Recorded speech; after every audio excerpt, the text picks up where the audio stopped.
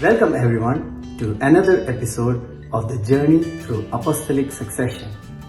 John 8:28 says, "So Jesus said, when you have lifted up the Son of Man, then you will realize that I am He, and that I do nothing on my own, but I speak these things as the Father instructed me." Jesus says that He does nothing on His own authority. Similarly, the apostles did nothing on their own authority. Their authority comes from God Himself. Today, we look at the 90th Pope in Apostolic succession, Pope Gregory III. Pope Gregory III is now recognized as a Catholic saint. He was the last Pope to seek the exarch's ratification of a papal election. Some interesting facts.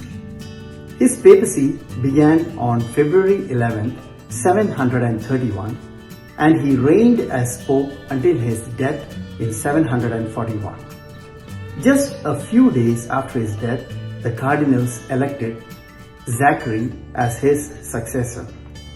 He was elected Pope by popular acclamation during the funeral procession of his predecessor because of his reputation for virtue and knowledge. He was one of the few popes who was not born in Europe. Up until Pope Francis's election, he was the only pope to be chosen outside of the continent. Some contributions. Pope Gregory III almost immediately had problems with the Emperor Leo III at that time. Gregory asked the Emperor to change his position regarding iconoclasm, which is a movement where followers destroy religious objects and artifacts. Gregory spoke out against the practice.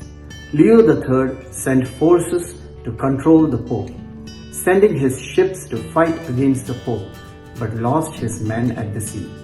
He spent some of the church's funds to restore the walls of Rome in the belief that the ancient walls would protect the city from the attackers.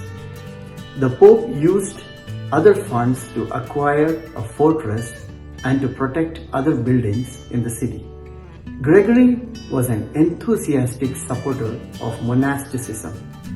He established the monastery of St. Chrysogonus and rebuilt the hospice of Saints Sergius and Bacchus near St.Peter's, endowing it for the support of the poor. St. Gregory III paid special attention to evangelization in England. He was also very supportive of Saint Boniface, who helped to establish Christianity in Germany and confirmed that his missionary work was strengthened exceedingly by the help of the affection of the Apostolic See. Death and feasting. Gregory III died on 28th November 741.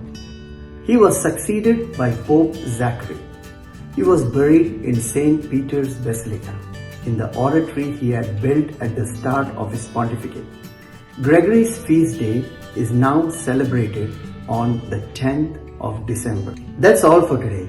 Thank you all for listening, and please stay tuned for the next episode of the journey through Apostolic succession.